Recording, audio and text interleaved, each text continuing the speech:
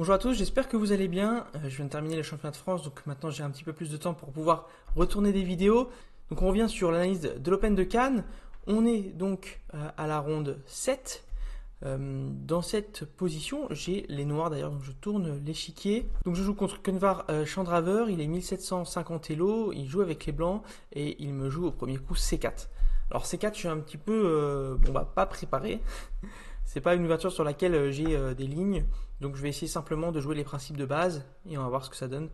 Donc je joue cavalier F6, que ce soit dans la sicilienne ou la défense est-indienne. Si jamais il joue D4, je vais pouvoir retransposer dans justement une défense est-indienne, donc je connais pas mal. Donc jouer avec le fianchetto, c'est des positions que je connais un peu plus, donc je vais jouer cavalier F6, E3, G6, cavalier C3, fou G7, il développe son cavalier en F3.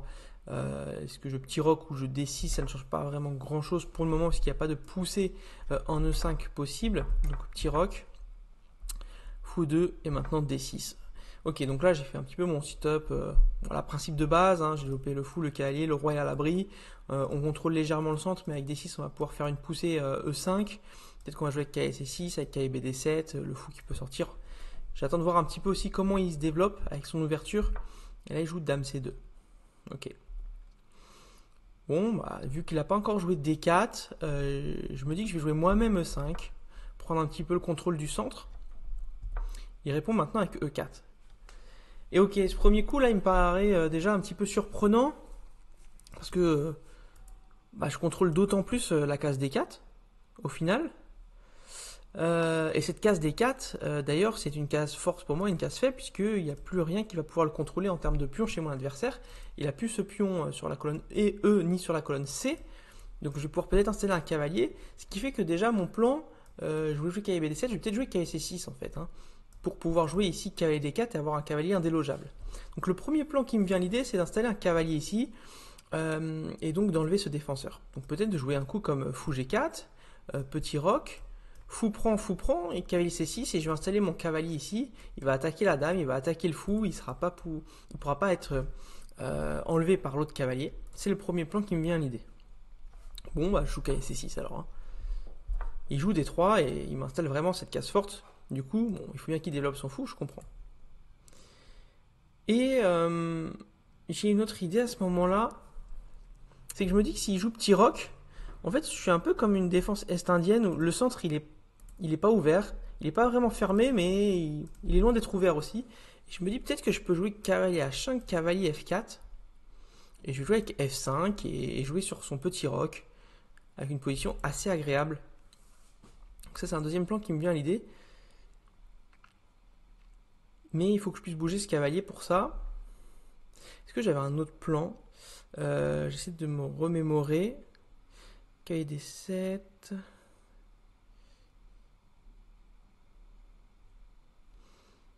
Non, je pense pas que j'avais d'autres plans. Cavalier ici. Ah si, j'avais un autre plan également, qui était de jouer cavalier D7, cavalier C5 et cavalier E6. Pour pouvoir venir en D4, et maintenant s'il y a une prise, je reprendrai du cavalier. Voilà, c'est une idée que j'avais également. Et pour pouvoir la faire convenablement, ici j'ai joué H6. H6, c'est pour justement éviter que le fou puisse venir en G5 et m'empêcher de bouger ce cavalier dans la manœuvre que je voulais faire. Et ça me permet aussi d'éviter des cavaliers G5 si à un moment je veux développer mon fou en E6. Avec peut-être la dame en D5 à voir. Ok, il joue H3. Donc à ce moment-là, peut-être qu'avant H6, j'aurais peut-être dû moi jouer mon coup fou G4. Parce que maintenant H3, il m'empêche de pouvoir jouer fou G4, d'enlever ce défenseur de la case D4 et de m'y installer. Et c'est à ce moment-là que j'ai changé de plan. Alors à tort ou à raison, ça on ne sait pas encore, on verra par la suite. Pour l'instant, j'en pensais à raison. J'ai envie de venir ici en F4 avec mon cavalier, faire cavalier H5, cavalier F4, extrêmement bien placé, qui tape en G2, qui forcerait le petit roc. Et puis il y aura peut-être des sacrifices ici sur H3 ou sur G2, un peu comme dans l'italienne. Ça arrive souvent avec le cavalier qui fait cette même manœuvre, avec cette case qui est très intéressante. Alors je joue cavalier H5 ici. Et là, il me joue G3. Ok. Donc il m'interdit le passage en F4. Mais je me dis que j'ai réussi à quand même lui créer pas mal d'affaiblissement. Je trouve que j'ai une position qui est saine, avec un cavalier qui est bien placé, le fou qui contrôle bien le centre. Et bon, il a avancé ses pions, il s'est un petit peu affaibli. Et c'est là que peut-être je réagis précipitamment et c'est un défaut que j'ai, que je commence à travailler. J'ai récemment pris aussi un coach là depuis une semaine pour pouvoir analyser des parties que j'ai faites en tournoi et avoir un petit peu son retour. Et c'est un défaut que j'ai, c'est que mon adversaire il n'a pas encore rocké. Moi je rock en général très rapidement et du coup pour mon adversaire c'est assez simple de savoir où attaquer alors que moi en général j'attaque alors que j'ai pas vraiment attendu que mon adversaire rock. Et du coup ici je joue le coup F5. Moi, j'essaie de profiter du retard de développement de mon adversaire. Le fou n'est pas développé, le roi est au centre et j'essaie d'ouvrir tout de suite la position. Mais en fait, c'est pas sûr qu'il petit rock encore. S'il petit rock, c'est sûr que justement je vais ouvrir son roi et que je vais être très très bien. Mais c'est un petit peu naïf de ma part de penser ça. Ici, il fait pion prend F5 et tout de suite je me rends compte que je suis déjà obligé de reprendre du pion. Parce qu'en fait, si je reprends du fou, bah, j'ai G4 et c'est une fourchette. Et si je reprends de la tour, c'est la même chose. Donc là, je reprends du pion. Je me dis, ok, je sais qu'on reprend à peu près du pion. Normalement, de toute façon, voilà, j'ai un fort centre, un fort duo de pion qui va pouvoir ouvrir le roi. Je vais jouer croix H8 et tour G8. Et je vais avoir beaucoup de jeux, la dame qui peut venir, etc. Et là, mon adversaire, forcément, il joue fou des deux. Et là, je commence à grimacer un petit peu. Ok, en fait, il va vouloir grand rock. Et je me suis ouvert un peu rapidement. Et la colonne G que j'avais pour l'attaque, et ben en fait, sur grand rock, G4, c'est lui qui va l'avoir. Ok. Et là, je viens de me rendre compte de la bêtise. Quoique de la bêtise. Après, on verra l'analyse. Hein. Pour l'instant, c'est ok, c'est justifié. J'ai fait les bons coups, mais juste pratiquement, c'est assez compliqué de pouvoir tenir. Mais c'était les coups logiques qu'il fallait faire pour profiter du développement un peu en retard des blancs. Mais c'est juste que le faire sans attendre le rock adverse est quand même complexe à gérer par la suite. Ok. Alors ici, il va grand rock. Alors oui, pourquoi peut-être avant fou des deux, on peut se dire qu'il y a peut-être des cavaliers prend E5. Attaque le cavalier qui est non protégé. Ici, ce que j'avais prévu... Qu'est-ce que j'avais prévu ici D5. Fou prend H5. Je crois que j'avais prévu pion prend, fou prend, cavalier B4, attaque la dame qui recule et de me venger sur ce pion. En D3. Pardon, j'ai du mal avec les flèches. Mais sinon, c'est quelque chose sur lequel il faut rester attentif. Il a réfléchi pas le temps, il l'a pas fait, il a dû voir un peu le contre-jeu. Bon, du coup, il joue fou D7, il va grand rock. Ici, je joue dame E8. Alors, je me dis que le double sens de dame E8, c'est quoi? C'est un, de protéger ce cavalier pour éviter qu'il y ait des tactiques de découverte sur ce cavalier non protégé. Et deux, maintenant, sur un cavalier D4 ou un cavalier B4, j'ai une dame qui pourra intervenir rapidement lorsqu'il va grand rock. C'est ce que je me dis. Il grand rock. Et là, je me dis, ok. Bon, au niveau du centre, t'es pas mal. Tes fous sont à peu près ok. La tour, les cavaliers aussi, t'es pas mal. Mais au final, il aura quand même beaucoup de jeux sur toi très rapidement. Et tu vas pas gagner la course contre la montre sur ce roc opposé. Malgré que t'aies la dame ici en E8 et le cavalier. Bon, jamais tu peux faire B5 ou ouvrir et avoir du danger. La colonne C, elle est pas ouverte. Tu peux pas mettre ta tour dessus. Faut bouger ton fou. Je suis trop en retard. Je gagnerai pas la course contre la montre. Alors que lui, G4, tour ici. C'est trop dur. Alors, il y a deux choses. Soit je trouve une tactique. Soit normalement, attaque à l'aile. Ce qui va faire réaction au centre. Je me dis, ok, alors ma réaction au centre, c'est E4. Comme ça, je déstabilise un petit peu le centre, donc son attaque. Ça va ouvrir mes fous. Et au final, cette colonne G ouverte, ce ne sera pas si à mon désavantage, puisque j'aurai aussi beaucoup de jeux pour pouvoir l'embêter, et ça pourra aller peut-être aussi très vite. Alors je calcule E4, pion prend, cavalier prend. Dame prend, pas possible. Et au final, qu'est-ce que j'ai ouvert ici? Je ne sais pas vraiment. Mais ça, c'est mon défaut. C'est un défaut que j'ai eu encore un peu au championnat de France. C'est que je peux calculer encore plus loin, mais que je ne le fais pas. Ou que je ne force pas les idées. Je sais que par principe, il faut ouvrir le centre, pion prend, cavalier prend. Dame prend, et j'élimine en moins d'une minute cette séquence. Alors qu'ici, le coup fou F5, permettait de légitimiser en fait cette séquence et ce principe très très bien, avec les deux fous qui sont très bien placés, la colonne F et la colonne E qui sont pour moi, en fait ici tout va bien, je ne suis pas si en danger que ça, et le cavalier qui ne peut pas rebouger, j'ai cloué ici ce cavalier, peut-être un coup comme fou D3 pour continuer, et puis j'arrive à échanger un petit peu de matériel, à me donner de l'espace. Ici sur fou prend, le fou reprotège le cavalier, mais il peut y avoir ici déjà des choses assez intéressantes. Et ça se jouait totalement et c'est ce qu'il fallait jouer. Ok. Ça sera à régler pour les prochaines fois. Et j'ai une sorte d'illumination. Je commence à voir quelque chose. Je regarde les coups forcés. Donc je regarde cavalier D4, je regarde cavalier B4. Cavalier D4, cavalier prend, pion prend. Puis cavalier D5. Donc je regarde ça. Mais ce cavalier en fait il est bien placé ici. Toujours une pression, une fourchette. Donc j'élimine ça rapidement. Mais sur cavalier B4, je commence à avoir quelque chose de vraiment intéressant.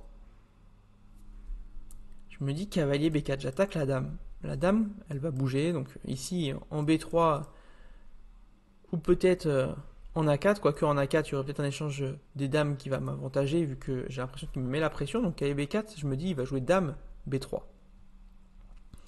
Et ici, je commence à voir quelque chose d'intéressant. Je me dis attends, t'as pas cavalier prend échec, fou prend, et E4, fourchette entre le cavalier et le fou. Ton pion est protégé par ce pion, par la dame. T'es plutôt pas mal là. T'arrives à t'en sortir. Hein. Cavalier B4, dame bouge, cavalier prend, pion ici. Sur fou prend, pion prend. Le cavalier bouge. T'as ouvert le centre. Non, du coup, il va peut-être reculer. T'as peut-être un pion de plus. Je commence à avoir cette idée et je m'engouffre dans cet espoir un petit peu, cette lumière au bout du tunnel. Je suis cavalier B4. Il joue dame B3. Je joue cavalier prend D3 et je vois qu'il est surpris. Je me dis, bien joué. Fou prend. Joue E4, la fourchette. Et là, je sais pas si vous voyez le problème, mais en une minute à peu près, mon adversaire, il joue tour E1.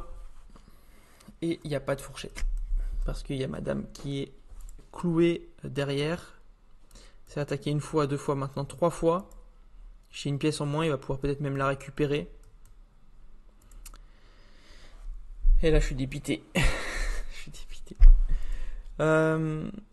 Qu'est-ce qu'il faut faire ici? Qu'est-ce qu'il faut faire en fait? Parce que si je veux bouger ma dame et continuer la pression, un coup comme dame C6, qu'est-ce qu'il y a? C'est attaquer une fois, deux fois, trois fois, c'est protéger une fois, deux fois.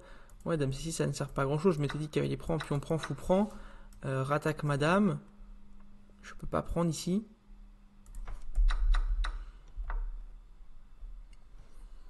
Donc ça sert pas à grand chose. Donc si je veux finalement essayer de récupérer cette pièce, c'est ce que j'ai essayé de m'accrocher à faire. J'aurais peut-être pas dû, hein, je sais pas. Si je me dis ok, ce fou il est très fort mais il faut que j'échange contre le cavalier. Il y aura un attaquant de moins sur ce pion. Dame prend C3 et maintenant je joue dame C6. Et là je vais récupérer la pièce. Alors oui, maintenant j'ai des grosses faiblesses sur case noire et c'était encore pire, mais c'est comme ça que j'ai réagi sur le moment. J'étais un peu matérialiste, mais j'avais déjà pièce en moins. Je voulais absolument la rattraper et essayer de tenir par la suite avec toutes ces faiblesses, en essayant de mettre les fous, les tours en protection, etc. Mais on voit déjà dans ma position, j'ai un cavalier qui n'est pas protégé, le fou qui n'est pas développé. C'est compliqué. Puis là, il fait fou prend pion, attaque ma tour intermédiaire. J'ai pris le fou. En me disant que s'il prenait la tour, je pourrais prendre le cavalier. Et bon, je sais pas s'il y a vraiment du contre-jeu là-dessus, mais j'ai deux pièces mineures, une tour, contre deux tours, une pièce mineure, qualité de moins, et j'ai peut-être un pion avancé, une dame active, etc. On verra. Mais ici sur pion prend, il n'a pas fait fou prend tour, il a fait cavalier D4 intermédiaire et complètement lopé, du coup attaque ma dame. Je pourrais pas récupérer le cavalier. Je dois bouger et il prend ma tour, et puis là, bon. J'ai deux pièces mineures, dame-dame. Il a une tournette d'avance. La position est foutue. Donc bon, on va passer les coups jusqu'à la fin, mais ici, en fait, très rapidement, à cause de cavalier B4 et ma tactique et le contre-clouage, la position s'est complètement écroulée. J'ai repris, il y a eu cavalier ici, menace la fourchette en C7. La position est complètement écroulée. Je viens la protéger. Et bon, il y a dame échec récupère encore le cavalier. Je vous épargne cette souffrance avec l'échange des dames juste à la fin, protégé par la tour. Et donc dans cette position, j'abandonne. Hein. Même si je prends la dame, ici il y a 2 tours cavalier contre tour fou et mon fou qui peut même plus sortir. Donc partie au final un peu expéditive, c'est dommage parce que dans l'ouverture j'avais un gros, pas un gros avantage mais une position assez agréable. Donc bon, traduit peut-être par un 0,7 ici. Et en fait le plan que j'aurais dû faire ici, c'est le premier que j'avais vu avec fou G4. Peut-être fou ici, fou prend. Et bien cavalier D7. Peut-être le fou qui se développe. Cavalier C5. Pour cavalier E3, cavalier D4. Et si fou prend, bah, en fait avec pion prend, j'ai aussi la case par la suite qui va être très bien contrôlée. Sur pion prend, ici je pourrais reprendre du pion C. Le cavalier qui bouge et puis en fait j'ai une domination totale sur le centre. Ok, bon, c'était une façon de voir les différents plans, mais c'est sur cette case centrale que j'aurais dû jouer plus que sur F5 et le petit roc, sachant qu'il n'avait pas petit roc. Ok, ça c'est un défaut qu'il faut vraiment que je puisse régler. Je monte trop rapidement l'adresse de mon roi et je monte une attaque trop rapidement sur une position qui n'est pas définitive pour lui. Donc une défaite un petit peu amère et expéditive par rapport à ça. Malgré au final une ouverture qui n'était pas connue mais qui était bien maîtrisée par rapport au principe. Ok, F4, puis on prend. Fou D7, dame E8 encore, ok. Et ici cavalier B4 qui est déjà une erreur. Et 2 erreurs d'affilée. Ici j'aurais pu jouer donc avec E4 et la position était totalement nulle. Puis on prend. Et sur cavalier prend, j'avais fou F5. Voilà, et ici il n'y a pas le temps de faire la fourchette parce que je prends ici. Donc fou D3, c'est ce qu'on avait vu. Et position jouable. Avec voilà, fou G6, j'ai 2 bons fous bien placés. La tour et la dame aussi, 2 belles colonnes. Donc voilà pour cette partie. On va voir ce que ça donne à la ronde 8.